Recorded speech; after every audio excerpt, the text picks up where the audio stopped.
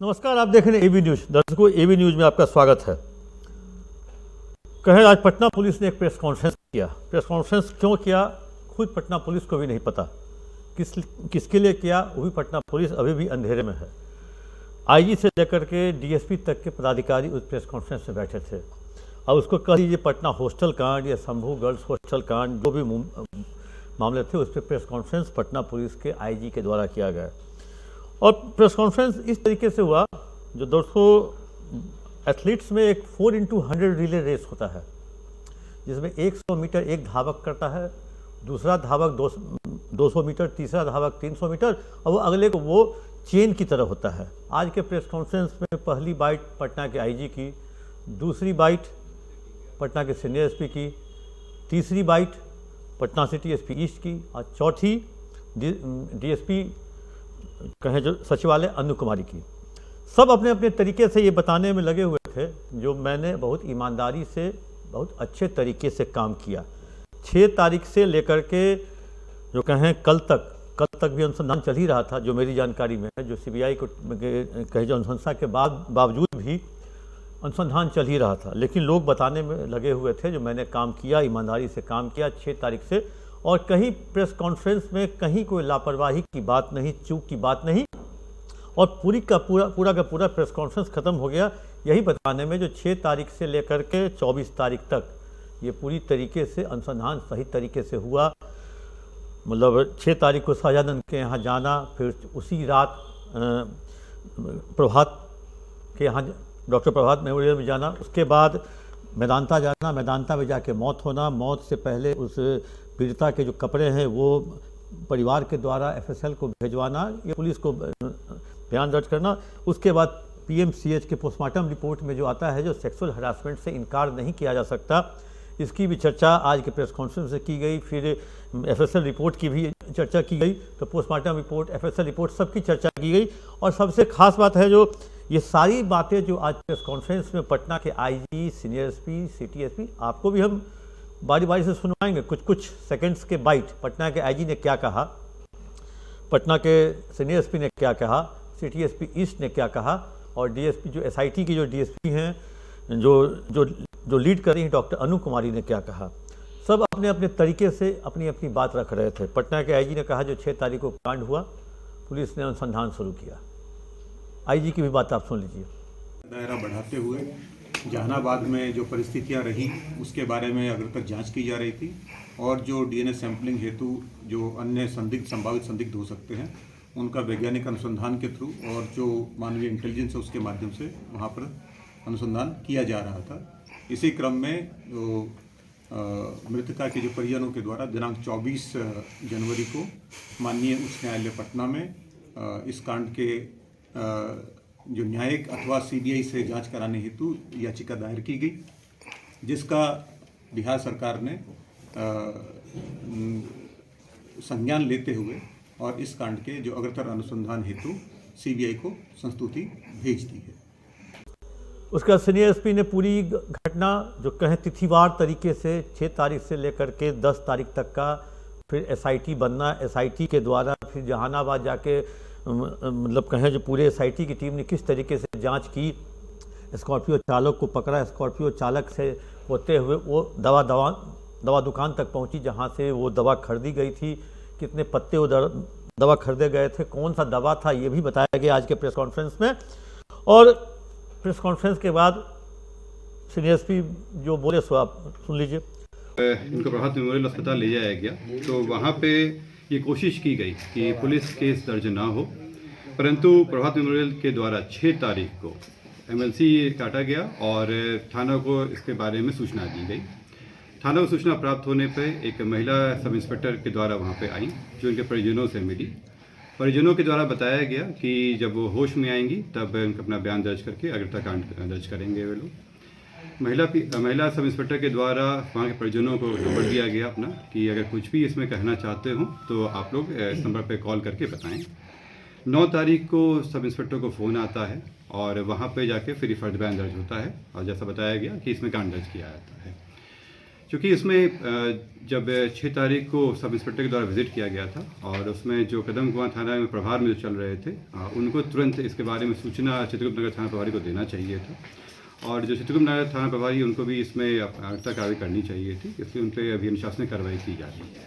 उसके बाद medical field के एक्सपर्टीज डॉक्टर अनु कुमारी, जिन्हें मेडिकल के काम के लिए लगाया गया था, जिन्हें दोनों तीनों नर्सिंग होम मेदांता हो या प्रभात मेमोरियल हो या सहजानंद का हो, उसके मेडिकल जो कहें जो डिस्चार्ज समरी या मेडिसिन के या आईसीयू या सभी चीज़ों पर दिए गए दवा या उसके विवरणी के बारे में कहें जो उनको रिसर्च करने के लिए कहा गया था, तो उस बारे में उन्होंने वहाँ प्रेस कॉन्फ्रेंस करके उसकी जानकारी दी। मेदांता द्वारा प्राप्त डेथ समरी में diagnosis and cause of death में निम्नलिखित कारण अंकित किए गए हैं: refractory shock, cardiogenic shock, septic shock, opiate and benzodiazepine poisoning. Medanta में पीड़िता के मृत्यु के पश्चात मेडिकल बोर्ड का गठन कराकर वीडियोग्राफी करते हुए पोस्टमार्टम किया गया। पोस्टमार्टम रिपोर्ट के मंतव्य में यौन हिंसा की संभावना से इनकार नहीं किया गया। प्रभात मेमोरियल अस्पताल एवं मेदांता से प्राप्त medical records, PM report, PM video को पटना एम्स में स्पष्ट मंतव्य हेतु अग्रसारित किया गया है। लेकिन जानकारी देने के बाद फिर सिटी एसपी ईस्ट बताते हैं जो कहीं कोई लापरवाही नहीं। इस 12 को मोबाइल में सर्च किया गया था, जिसमें कुछ महत्वपूर्ण बातें हैं: way to buy cyanide poison tablets, sleeping pills इत्यादि इत्यादि। साथ ही साथ हमें अनुसंधान के क्रम में हॉस्टल के रूम से एक पीड़िता की पर्सनल डायरी भी मिली है। डायरी का भी विश्लेषण किया गया है। डायरी में जो उन्होंने जो बातें लिखी है उससे ये पीड़िता की मानसिक स्थिति एवं उनकी जो परिस्थिति थी घटना होने के पूर्व, उसके बारे में महत्वपूर्ण जानकारी मिलती है। डायरी को भी एफएसएल जांच के लिए भेजा जा रहा है। तो आखिर सारे प्रेस कर्मी जो वहाँ पहुँचे थे, तो आखिर मुद्दा क्या था, क्यों बुलाया गया था? लोगों को जब 3:58 पे एक पटना पुलिस के एक व्हाट्सएप ग्रुप में एक मैसेज आता है जिसमें कहा जाता है जो वरीय अधीक्षक के द्वारा चित्रगुप्त नगर कांड संख्या -/26 नंबर भी नहीं दिया जाता है, 26 के बारे में प्रेस कॉन्फ्रेंस एसएसपी के द्वारा किया जाएगा। एक साथ एक शब्द और जोड़ा जाता है जिसको लेकर के पत्रकारों में एक तरह से कहे जो हलचल सी मच जाती है। लिखा जाता है जो आईपीआरडी से मान्यता प्राप्त पत्रकार ही इस प्रेस कॉन्फ्रेंस में सम्मिलित होंगे। अब आईपीआरडी से एक्रेडिटेड पत्रकार तो राष्ट्रपति और प्रधानमंत्री की सभा में जाते थे। सीनियर एसपी प्रेस कॉन्फ्रेंस में शायद हमको हम जितने साल से काम कर रहे हैं पहली बार इस तरह का हो सकता है प्रिकॉशन ले रहे हो पटना पुलिस के लोग, ताकि कोई यूट्यूबर्स न पहुंच जाए, कहीं जो मिसलीड करने वाले लोग ना आ जाएं। तरह तरह के लोग आ जाते हैं, भीड़ हो जाती है और क्वेश्चन पूछते हैं। लेकिन आज पटना के सीनियर एसपी या आईजी ने ठान लिया था, तुम कुछ भी पूछते रहो, मैं अपनी बात कहूँगा, कुर्सी पर से उठ के चला जाऊँगा। और हुआ भी यूँ ही, सभी ने अपनी बात कही और अपनी बात कह के सीधे कुर्सी से उठकर चले गए और इतने तेज़ी से भागे, इतने तेज़ी से वो लोग लपक कर गाड़ी तक पहुँचे जो मतलब पलक झपकते वो कहें जो उस कैंपस से ओझल हो गए। और इसी प्रेस कॉन्फ्रेंस में एक लोगों के द्वारा कहा गया, प्रेस कॉन्फ्रेंस में सीनियर एसपी के द्वारा या आईजी के द्वारा जो पॉक्सो एक्ट के तहत ये केस दर्ज है, इसलिए किसी भी तरह के उनके परिवार के पीड़ित बच्ची, उसके परिवार के सदस्य के नाम, पहचान, व्यक्तिगत विवरणी रिकॉर्ड में नहीं लाया जाना है। साथ ही तरह तरह के आदेश दिए गए। अभी पत्रकारों को हिदायत दी गई कि समझाया गया कि धमकाया गया जो पॉक्सो एक्ट के तहत आपको इस तरह से कार्य करने हैं। लेकिन हमको लगता है जो आज का प्रेस कॉन्फ्रेंस दर्शकों पटना पुलिस ने की है, जो हमने ईमानदारी से काम किया और जो एसआईटी पे जो आरोप लग रहे थे, जो एसआईटी अपना काम नहीं कर सकी, इसी कारण से स्टेट गवर्नमेंट ने ये केस सीबीआई को रेफर कर दिया। उस दाग को या उस छवि को धोने के लिए, मिटाने के लिए पटना पुलिस का ये प्रेस कॉन्फ्रेंस आज आयोजित था और बंदूक के साये में प्रेस कॉन्फ्रेंस।